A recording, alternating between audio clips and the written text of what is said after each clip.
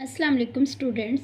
Physics class 9th chapter number जो है वो 3 में आज मैं आप लोगों को जो है unification of weak nuclear force, electromagnetic forces in free body diagram, Newton's first law of motion और इनर्शिया के बारे में जो है वो पढ़ा रही हूँ। सबसे पहले है unification of weak nuclear force and electromagnetic forces. इस टॉपिक में से सिर्फ ये छोटा सा टॉपिक है, इसमें से MCQs आ सकते हैं, तो आपने MCQs के लिए इसको याद रखना है।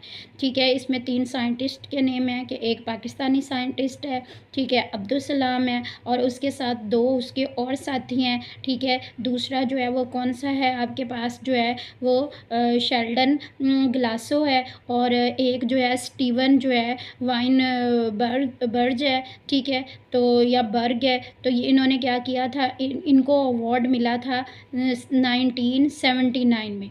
ठीक है, Nobel prize in physics for their contribution of the unification of weak nuclear force and electromagnetic forces as a electro weak force. यानी कि इन तीनों फोर्सेस को इलेक्ट्रो वीक फोर्स के तौर पे उन्होंने यूनिफिकेशन करने के लिए कंट्रीब्यूशन की थी, जिस पर उन्हें क्या किया था, नोबेल प्राइज़ जो था वो 1979 में जो है वो दिया गया था।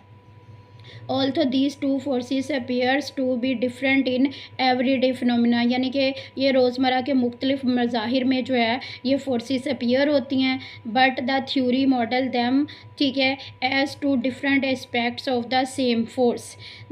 It's effects as observed for the interaction taking place at every high energy. बस देख लें, और कुछ भी नहीं है कि MCQs है। MCQs के लिए आप लोगों ने जो है वो याद रखना है। हो सकता है वो कोई से 2 साइंटिस्ट के नेम दे दे और तीसरे को जो है वो ऑप्शन में छोड़ दे, तो आपने तीनों के नाम याद रखने हैं, या वो तीनों को कह दे कि कब जो था वो नोबेल प्राइज़ मिला था इसकी यूनिफिकेशन पे, फोर्सेस की यूनिफिकेशन करने पे। तो ये आप लोगों ने 2 बातें जो है वो याद रखनी है।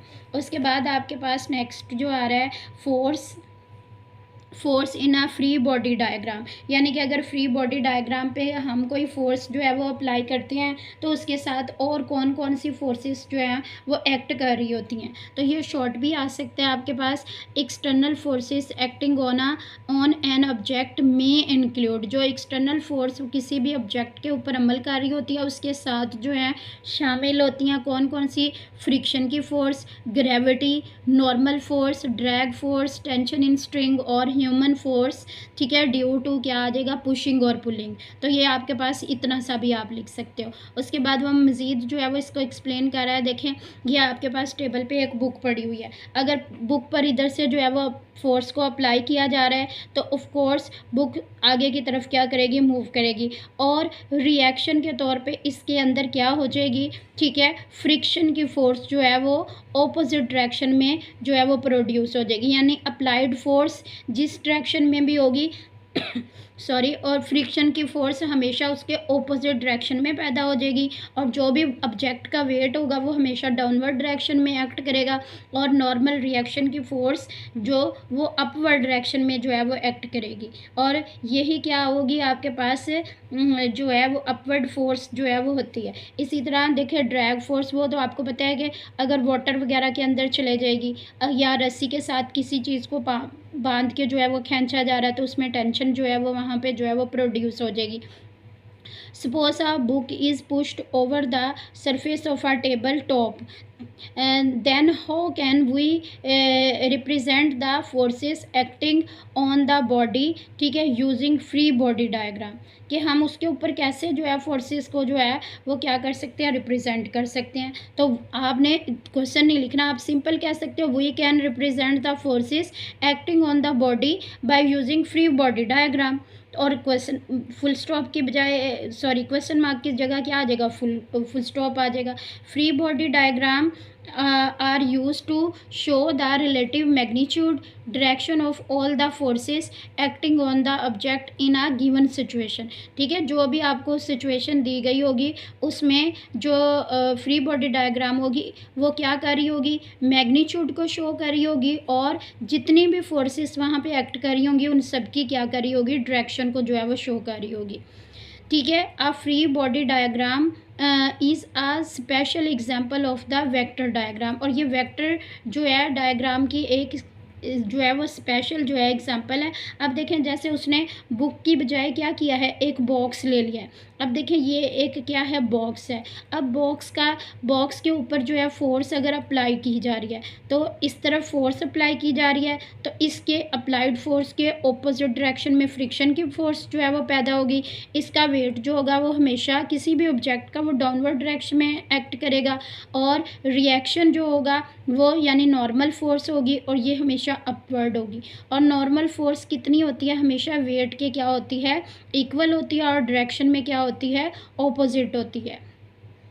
The object is represented by the box and the force arrow are drawn outward from the center of the box, यानी बॉक्स के सेंटर से आउटवर्ड डायरेक्शन में जो एरो होंगे, ठीक है, वो क्या कर रहे होंगे, फोर्सेस के बारे में जो है वो बता रहे होंगे।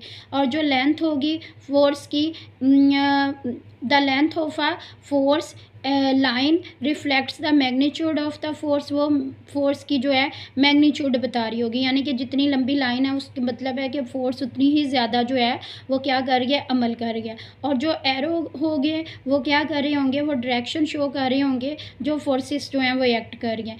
Each force is label to indicate the exact type of force, और हर टाइप को जो है नहीं लेबल कर दिया जाए कि कौन सी है। तो ये देखिए जैसे फ्रिक्शन है, अप्लाइड है, वेट है, और नॉर्मल फोर्स है। इसमें भी हार्डली कोई शॉर्ट या एमसीक्यूज़ वगैरह पूछा जा सकता है, तो आपने इसको एमसीक्यूज़ या शॉर्ट के हवाले से जो है वो याद रखना है, ठीक है। अदरवाइज़ और ये इतना इंपॉर्टेंट टॉपिक नहीं है। अब न्यूटन्स लॉ ऑफ मोशन है, ठीक है, ये तीनों ही लॉज बहुत इंपॉर्टेंट है, ठीक है। इन्होंने किसी ना किसी सूरत में ज़रूर आपके पेपर में इंक्लूड होना है, ठीक है। शॉर्ट में आ सकता है, एमसीक्यूज़ आ सकता है, और लॉन्ग क्वेश्चन जो है वो भी आ सकता है। तो आपने इन तीनों लॉज को अच्छे तरीके से जो है वो प्रिपेयर कर लेना है, पहले समझ लें फिर उसको लर्न कर लें। अब सपोज़ करें ये सबसे पहले हम ये डू यू नो वाला शुरू करते हैं। डू यू नो में जो है वो न्यूटन का क्या दिया हुआ है, इंट्रोडक्शन दिया हुआ है, यानी उसका तारुफ बताया हुआ है। तो सबसे पहले sir Isaac Newton was born in Lincolnshire, America का शहर है, ठीक है। लिंकॉल्नशायर क्या है, अमेरिका का शहर है। On January 4, 1643 the name of this his famous book is Principia Mathematica, ठीक है। आप लोगों ने ये याद रखना है कि वो कौन से शहर में पैदा हुआ था,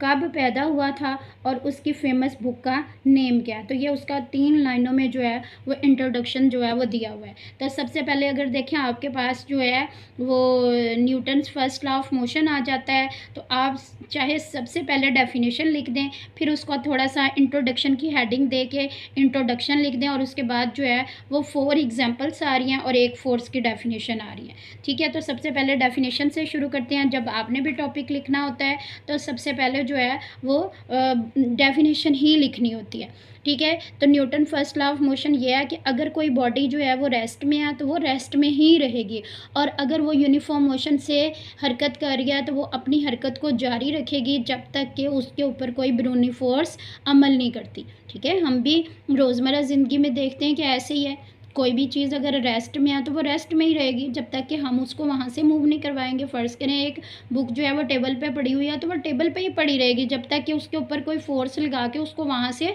मूव नहीं करवाएगी। और इसी तरह अगर कोई बॉडी रेस्ट यूनिफॉर्म जो है वो स्पीड से मूव कर रही होगी या यूनिफॉर्म वेलोसिटी से, तो वो अपनी मोशन को कंटिन्यू रखेगी यहाँ तक कि एक्सटर्नल फोर्स उसके ऊपर अमल नहीं करती। देखो कोई ना कोई जब भी कोई बॉडी हरकत कर रही होती है तो उसके ऊपर कोई ना कोई एक्सटर्नल फोर्स ज़रूर अमल करती है जिसकी वजह से वो क्या है, रुक जाती है। तो ये आपके पास डेफिनेशन आ गया। Body continues its state of rest or of uniform motion in a straight line unless acted upon by some external force. एक डेफिनेशन ये भी मैंने लिखी हुई है, इसको भी आप लिखना चाहो तो लिख सकते हो, मज़ीद आसान करके लिखी हुई है। If an object is at rest, ठीक है, will stay at rest, and if an object is in motion will stay in motion. with uniform velocity unless acted upon by some external force। तो ये भी इसकी definition है। अगर आपको book वाली नहीं याद होती तो आप ये कर सकते हो, बेस्ट है कि बुक वाली याद करो, ठीक है। फिर आप इंट्रोडक्शन लिख दो, उसके बाद ये आप लोगों ने ज़रूर बात, आप डेफिनेशन के नीचे ये लिख सकते हो, since Newton's first law of motion deals with the inertial property of matter, यानी कि ये मैटर की इनर्शियल प्रॉपर्टी के साथ क्या करते हैं, डील करते हैं। Therefore Newton first law of motion is also known as law of inertia, ठीक है। Newton first law of motion को हम क्या कहते हैं, लॉ ऑफ इनर्शिया भी कहते हैं। उसके बाद in Newton first law of motion, ठीक है, फोर्स इज़ डिस्क्राइब्ड या डिफाइंड, ठीक है। फर्स्ट लॉ में आप लोगों ने याद रखना है, एमसीक्यूज़ के लिए इंपॉर्टेंट एमसीक्यूज़ है कि इसमें क्या किया जाता है कि सिर्फ फोर्स को क्या किया जा रहा है, डिफाइन या डिस्क्राइब्ड किया जा रहा है, उसको मेजर नहीं किया जा रहा है या उसको कैलकुलेट नहीं किया जा रहा, but it is measured in newton second law of motion. आप ऐसे भी कर सकते हो कि सबसे पहले आपके पास क्या आ रहा है, न्यूटन फर्स्ट लॉ, उसने आपको एक्सप्लेन करने के लिए क्या दिया है, आपने ये डेफिनेशन लिखी, उसके बाद आप क्या करो, इधर आ जाओ, ये सिंस वाली बात लिख, एक्सप्लेनेशन की हेडिंग दे दो, पहले डेफिनेशन की हेडिंग दे दी, फिर आपने एक्सप्लेनेशन की हेडिंग दे दिया है, फिर आप यहाँ पे ये इसका इंट्रोडक्शन बता दो, उसके बाद आप कह सकते हो कि Newton first law of motion को जो है लॉ ऑफ इनर्शिया भी कहते हैं, और साथ में आप बता दो कि जो Newton first law of motion है वो क्या करता है, किसके साथ, वो जो है फोर्स को क्या करता है, डिस्क्राइब कर रहा है या डिफाइन कर रहा है, ठीक है। जबकि वो मेजर नहीं कर रहा, उसमें फोर्स को हम जो है कैलकुलेट या मेजर नहीं कर सकते, सिर्फ डिफाइन कर रहे हैं। उसके बाद आप एग्जांपल्स की हेडिंग दें, इसमें 4 एग्जांपल्स लिखी हुई हैं। सबसे पहली वाली एग्जांपल है यहाँ से, a book placed on a table remains there unless a force is applied to move it, ये पहली एग्जांपल होगी। सेकंड एग्जांपल होगी, a ball rolling on floor should continue to move with the same velocity in the absence of an applied force, but practically we see that it is not true. The ball stops after covering some distance. In fact, an opposing force यानी कि friction causes the ball to stop। यहाँ तक आपके पास आ गई। देखें दोनों हिस्सों को, जो Newton first law of motion के दोनों हिस्से हैं, वो दोनों हिस्सों को ये देखें 2 हिस्से किए हुए हैं कि अगर कोई बॉडी रेस्ट में है तो वो रेस्ट में रहेगी, तो ये पहली वाली एग्जांपल उसके अकॉर्डिंग आ गई। अगर कोई बॉडी मोशन में है तो वो मोशन में ही रहेगी। देखें यहाँ वो कह रहा है कि देखें बॉल क्यों रुक जाती है, क्योंकि उसके ऊपर कोई एक्सटर्नल फोर्स एक्ट करती है, जैसे कि फ्रिक्शन ने उसके ऊपर एक्ट किया, फ्रिक्शन की फ़ोर्स लगी, ठीक है, या हवा में होती तो एयर की रेजिस्टेंस उसके ऊपर अमल कर रही होती है, जिसकी वजह से वो जिस्म क्या करता है, रुक जाता है। अगर ऐसी फोर्सेस ना अमल कर रही हों तो बॉडीज़ कभी भी जो है वो मूव नहीं करेंगी, ठीक है, वो फॉर एवर क्या है, मोशन में रहेंगी, लेकिन ऐसा बेटा पॉसिबल नहीं है। उसके बाद नेक्स्ट आपके पास थर्ड एग्जांपल आ जाती है, ठीक है। इसमें जो है वो इनर्शिया वाली बात जो है वो इन्वॉल्व हो रही है, ठीक है, कि जैसे अगर आप किसी बस में बैठते हो तो बस अचानक से रुकती है, तो आपने अक्सर नोट किया होगा कि आप पैसेंजर या आप खुद जो है वो आगे की तरफ गिरने लगते हो। तो ऐसा इसलिए होता है कि इंसान जो है वो इनर्शिया की वजह से अपनी जो है वो मोशन को कंटिन्यू रखना चाह रहा होता है, ठीक है। इसी वजह से नीचे वाला पार्ट जो होता है वो तो बस के साथ रुक जाता है, लेकिन ऊपर वाला बॉडी का पार्ट क्या है, इनर्शिया की वजह से आगे की तरफ जो है वो मूव करना चाह रहा होता है, इसी वजह से जो है हम आगे की तरफ जो है वो गिरने लगते हैं।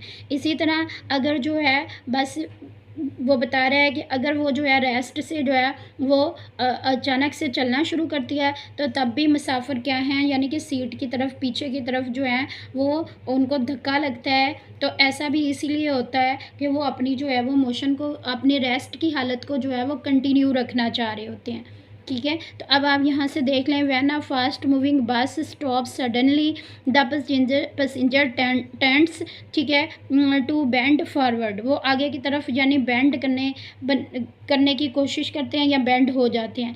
It is because they want to continue their motion. On the other hand when the bus starts moving quickly from rest, यानी रेस्ट की हालत से वो तेज़ी से हरकत करने लगती है। The passengers are pushed back against the seat, MCQs के लिए याद रखना है कि जब वो अचानक से रुकती है तो तब पैसेंजर किस तरफ जो है वो गिरने लगते हैं, और अगर वो तेज़ी से जो है वो रेस्ट से मूव करती है तो तब पैसेंजर जो है वो किस तरफ जो है वो गिरने लगते हैं। ठीक है, फॉरवर्ड और बैकवर्ड ही आ रहा है। दिस टाइम द टेंडेंसी का मतलब होता है सलाहियत रखना of passengers is to retain their state of rest, क्योंकि पैसेंजर्स के अंदर सलाहियत है कि वो अपनी पहली हालत को दोबारा से क्या कर लेते हैं, रिटेन कर लेते हैं, यानी कि हासिल कर लेते हैं। उसके बाद एग्जाम्पल नंबर 4 है, ठीक है, a bus moving on the road should continue its motion without any force exerted by the engine.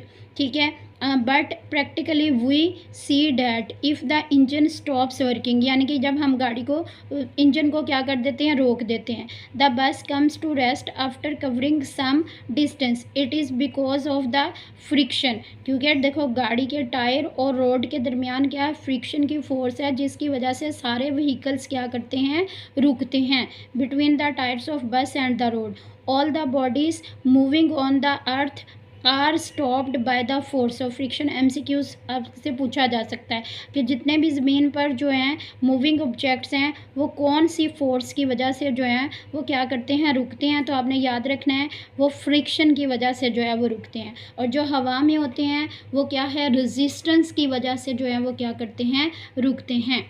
If you were in the outer space and throw an object away where no force is acted upon it, the object would continue to move forever with constant velocity। ठीक है, यानी कि आप space में हैं और आप एक ऑब्जेक्ट को जो है इतनी दूर फेंकते हैं या इस जगह पे फेंकते हैं यहाँ पे कोई फोर्स नहीं अमल कर रही, तो वो मसलसल जो है वो कांस्टेंट वेलोसिटी से क्या करेगा, हमेशा के लिए क्या करता रहेगा, हरकत करता रहेगा। The first law of motion also provide an other definition of force, ठीक है, विच इज़ स्टेटेड एज, देखो ये भी फोर्स की डेफिनेशन है और ये आसान दी हुई है, आपने जो बिल्कुल शुरू में पढ़ी थी आप उसकी जगह ये वाली डेफिनेशन भी लिख सकते हो। Force is an agency, agency मतलब जहाँ से हमें वो चीज़ मिल रही होती है। ठीक है, तो फोर्स क्या है, एक एजेंसी है which changes and turns to change, जो तब्दील कर देती है या तब्दील करने की कोशिश करती है स्टेट ऑफ रेस्ट और uniform motion of a body. In simple words we can say that, ठीक है, फोर्स कॉजेज एक्सिलरेशन, फोर्स की वजह से क्या बॉडी में प्रोड्यूस हो जाता है, एक्सिलरेशन जो है वो प्रोड्यूस हो जाता है। उसके बाद इनर्शिया आ रहा है, इनर्शिया भी आपके पास शॉर्ट के लिए इम्पॉर्टेंट है। ठीक है, और आपने यहाँ पे इसकी बात जो है वो डेफिनेशन आ रही है शॉर्ट में, डिपेंडेंस आ रही है, एग्जाम्पल आ रही है। तो सबसे पहले हम देखते हैं इनर्शिया है क्या। The property of a body to maintain, यानी कि किसी भी बॉडी की वो खसूसियत जो वो मेंटेन रखती है, जिसकी वजह से बॉडी मेंटेन रखती है इट्स स्टेट ऑफ रेस्ट और uniform motion in a straight line is called inertia, यानी वही खसूसियत इनर्शिया कहलाती है जिसकी वजह से कोई भी जिस्म अपनी रेस्ट की हालत या यूनिफॉर्म मोशन को स्ट्रेट लाइन में क्या करता है, कंटिन्यू रखना चाहता है या रखता है। उसके बाद ये डिपेंडेंस आ गई, अगर शॉर्ट में आता है तो आप डेफिनेशन लिख दो, उसके बाद डिपेंडेंस लिख दो। इनर्शिया किस पे डिपेंड करता है, मैस पे डिपेंड करता है। इनर्शिया किस पे डिपेंड कर रहा है, ऑब्जेक्ट के मैस पे डिपेंड करता है। तो the inertia of the body depends upon the mass of the object, greater the mass of the object, ठीक है, greater is its inertia, और inertia को कोई यूनिट नहीं होता। ठीक है, आप लोगों ने याद रखना है इनर्शिया हैज़ नो यूनिट। उसके बाद एग्जांपल दी हुई है यहाँ पे, a net force is required to change the velocity of the objects. ठीक है, कि नेट फोर्स रिक्वायर्ड होती है चेंज करने के लिए ऑब्जेक्ट की वेलोसिटी को, यहाँ से लेके आप क्या कर लें, यहाँ तक जो है आपके पास बाईसाइकिल तक एग्जाम्पल आ जाएगी। For instance a net force may cause a bicycle to pick up speed quickly, यानी कि अगर हम एक बाइक साइकिल पे फोर्स लगाते हैं तो बाईसाइकिल की स्पीड क्या हो जाएगी, तेज़ होगी। लेकिन अगर हम इतनी ही फोर्स जो है वो ट्रक पे अप्लाई करते हैं तो उसकी मोशन में कोई चेंज नहीं आएगा। ठीक है, ये हमें पता है। ठीक है, तो ट्रक, क्योंकि ट्रक का इनर्शिया जो होता होता है वो बाईसाइकिल के मुकाबले में ज़्यादा होता है। क्यों? क्योंकि ट्रक का मास ज़्यादा है, और हमने अभी कहा है कि इनर्शिया किस पे डिपेंड करता है? मास पे। अगर मास ज़्यादा होगा तो इनर्शिया भी ज़्यादा होगा, अगर मास कम होगा तो इनर्शिया भी क्या होगा? कम होगा। तो यहाँ तक बाईसाइकिल तक आपके पास एग्जांपल आ गई। उसके बाद देखिए ये नीचे अब उसने वो जो लॉ वाली बात है बताई हुई है। As a result of the role of inertia in Newton's first law, this law is some time called as a law of inertia. ठीक है, यानी कि Newton first law of motion को हम क्या कहते हैं? लॉ ऑफ इनर्शिया भी कहते हैं। इसी तरह अगर आपसे वो कोई कंसेप्चुअल एमसीक्यूज़ वगैरह पूछ लेता है कि जैसे कि दो बॉडीज़ हैं जिनका मास क्या है? सेम है। ठीक है, एक बॉडी रेस्ट में है और एक बॉडी क्या है? मोशन में है। तो आप बताएं कि किसका इनर्शिया ज़्यादा होगा? तो आपने यही बताना है कि इनर्शिया दोनों का क्या होगा? सेम होगा, क्योंकि इनर्शिया किस पर डिपेंड करता है? मास पर डिपेंड करता है, और जब मास सेम है तो फिर इनर्शिया भी क्या होगा? सेम होगा। तो ओके स्टूडेंट्स, अल्लाह हाफिज़।